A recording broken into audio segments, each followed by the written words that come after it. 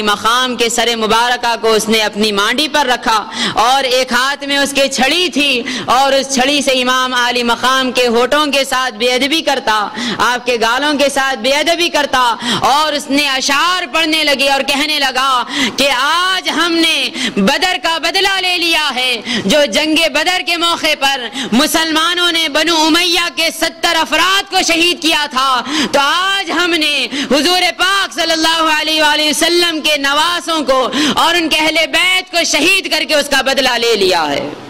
تو حضرات گرامی، ساری کی ساری کربلا کا مقصد یہی تھا کہ یزید یہ چاہتا تھا کہ وہ بھی بنو امیہ میں سے تھا، اور میدان کربلا میں جو اس نے 72 نفوس قدسیہ کو شہید کیا، تو اس کا مقصد یہ تھا کہ بدر کے میدان میں جو 70 کفار و مشرکین جو بنو امیہ میں سے تھے قتل ہو گئے ہیں، ان کا بدلہ لے لیا جائے۔ غرض کے حضرات گرامی، 3 دن تک امام حسین رضی اللہ تعالیٰ عنہ کے سر مبارکہ کو دمشق کے بازاروں میں گھمایا گیا اور سب کو یہ بتایا گیا کہ یہ اس حکومت کے باغی تھے، ان کو قتل کر دیا گیا ہے۔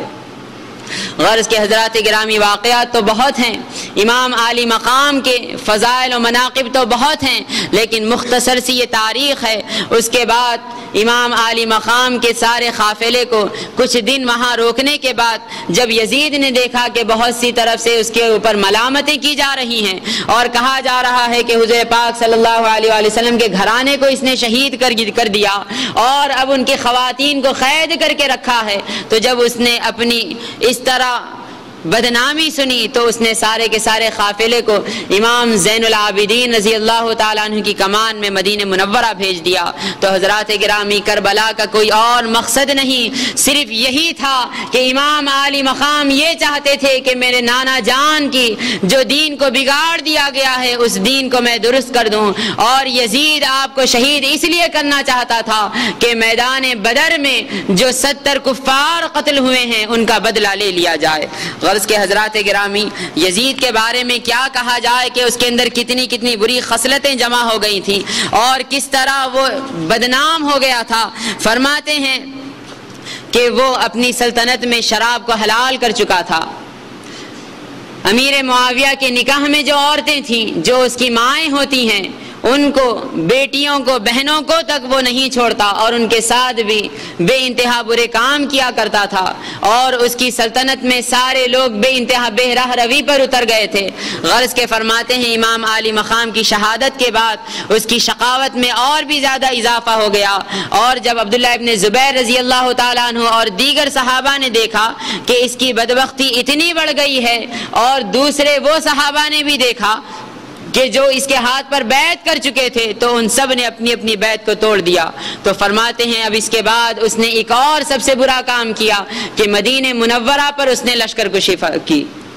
اور فرماتے ہیں کئی ہزار کا لشکر اس نے مدینہ منورہ کو بھیجا، اور مدینہ منورہ میں 3 دن تک یزید کا لشکر خون ریزی کرتا رہا، اور 3 دن تک مدینہ منورہ کے سارے گھروں کو لوٹتا رہا۔ غرض کے فرماتے ہیں کہ مدینہ منورہ کی پیاری مسجد نبوی شریف میں 3 دن تک نہ اذان ہوئی اور نہ نماز ہوئی۔ انہوں نے اپنے گھوڑوں کو مدینہ منورہ کی پیاری مسجد نبوی شریف میں لا کر باندھ دیا۔ غرض کے حضرات گرامی، یزید پلید اتنے برے کام کر گیا، لیکن اس کے باوجود اگر آج کوئی یہ کہے کہ یہ جو کربلا کی جنگ تھی کوئی سیاسی جنگ تھی اور 2 شہزادوں کی جنگ تھی، تو یہ سراسر غلط ہے، کیونکہ امام حسین کبھی بادشاہت کے لیے نہیں لڑے۔ آپ کا بس یہی مقصد تھا کہ میرے نانا جان کے دین کو جو بگاڑ دیا گیا ہے اس دین کو پھر سے جلا دی جائے۔ غرض کے فرماتے ہیں قتل حسین اصل میں مرگ یزید ہے، قتل حسین اصل میں مرگ یزید ہے، اسلام زندہ ہوتا ہے ہر کربلا کے بعد، اسلام زندہ ہوتا ہے ہر کربلا کے بعد۔ امام جلال الدین سیوطی علیہ رحمت والرضوان مدارج النبوہ میں فرماتے ہیں کہ جب امام عالی مقام کو شہید کیا گیا تو آسمان خون ریز ہو گیا، اور وہاں پر ایک آہینی قلم نمودار ہوا، اس قلم سے آسمان پر کچھ اشعار لکھے گئے۔ دیکھنے والوں نے دیکھا کہ وہ اشعار کیا تھے، اللہ تعالیٰ کی طرف سے ایک قلم نمودار ہوا اور آسمان پر اشعار لکھے گئے، اترجو امت قتلت حسینا اترجو امت قتلت حسینا شفاعت جدہ یوم الوصال شفاعت جدہ یوم الحساب۔ تو حضرات گرامی، جب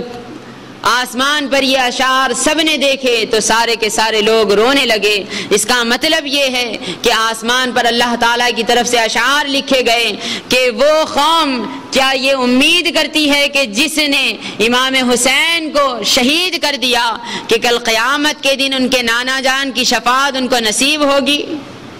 ہرگز نہیں۔ تو حضرات گرامی، امام عالی مقام رضی اللہ تعالیٰ عنہ کی شہادت ایک ایسا سانحہ ہے اور ایک ایسا المناک واقعہ ہے کہ جس پر ہر صدی میں، ہر زمانے میں امت محمدیہ آنسو بہاتی آئی ہے اور تا قیام قیامت تک آنسو بہاتی رہے گی۔ وہ اسی لیے کہ آپ کو بے انتہا غریب الوطنی میں شہید کیا گیا، آپ پر بے انتہا سختی کی گئی، اور اس لیے بھی کہ کوئی کافر نے یا کوئی یہود و نصارہ نے آپ کو قتل نہیں کیا، بلکہ انہی لوگوں نے قتل کیا جو اپنے منہ سے حضور پاک صلی اللہ علیہ وآلہ وسلم کا کلمہ پڑھا کرتے تھے۔ تو حضرات گرامی، امام عالی مقام رضی اللہ تعالیٰ عنہ کی شہادت آتی رہتی دنیا تک یہ گواہی دے رہی ہے کہ اگر حق کے لیے کھڑے ہو جاؤ تو دیکھو حق ہی فتح یاب ہوگا اور وہی کامران اور کامیاب ہوگا۔ دیکھیں امام حسین کی کامیابی اس طرح ظاہر ہے کہ آج ساری دنیا میں کس کی اولاد ہے، ساری دنیا میں کس کی نسل مبارکہ پھیلی ہوئی ہے؟ امام حسین رضی اللہ تعالیٰ عنہ کی۔ کیا آپ دیکھتے ہیں آج کوئی یہ اپنے منہ سے کہتا ہوا نظر آتا ہے کہ میں یزید کی نسل سے ہوں؟ کوئی یہ کہے گا اور کہنا پسند کرے گا کہ میری نسل یزید سے چلتی ہوئی آ رہی ہے؟ ہرگز نہیں۔ یہی سب سے بڑی فتح ہے اور یہی سب سے بڑی کامرانی ہے کہ اس کے بعد سارا عرب یزید کا مخالف ہو گیا اور کچھ ہی دنوں میں اس کو اتنی بری بیماری ہوئی، فرماتے ہیں کہ اس کے قریب بھی کوئی جانے نہیں لگا، غرض کہ اس کے غلام بھی جو تھے اس کو کچھ چاہیے ہوتا تو دور سے لکڑی کے اشارے سے اس کو دے دیا کرتے۔ اتنی بری اللہ تعالیٰ نے اس کو بیماری دی، غرض کہ اسی بیماری میں سارا بدن اس کا سڑ گیا، اور جب مر گیا تو اس کو صحیح سے دفن کرنے بھی کوئی نہیں لے گئے، بلکہ حبشی غلاموں کو بلایا گیا اور انہوں نے اس کو ایک غلیظ کپڑے کی طرح لے جا کر زمین میں دفنا دیا اور دبا دیا۔ غرض کے حضرات گرامی، اس طرح اس کا نتیجہ ہوا اور اس کا انجام ہوا امام عالی مقام کو شہید کرنے کا، اور امام عالی مقام رضی اللہ تعالیٰ عنہ کے سر مبارکہ کو دمشق کی مشہور مسجد اموی میں آپ کے سر مبارکہ کو دفنایا گیا، اور آپ تمام شہداء کربلا کے جسموں کو دوسرے دن قبیلے بنو اسد کے لوگوں نے آ کر کربلا میں دفنا دیا۔ امام عالی مقام کا وہ جسم مبارک کے جس پر گھوڑے تک چل چکے تھے اور آپ کا جسم مبارک پارا پارا ہو چکا تھا، اسی جسم مبارکہ کو اٹھا کر ایک جگہ دفنا دیا گیا، تدفین کر دی گئی۔ غرض کے حضرات گرامی، امام عالی مقام رضی اللہ تعالیٰ عنہ کی وہ ذات گرامی ہے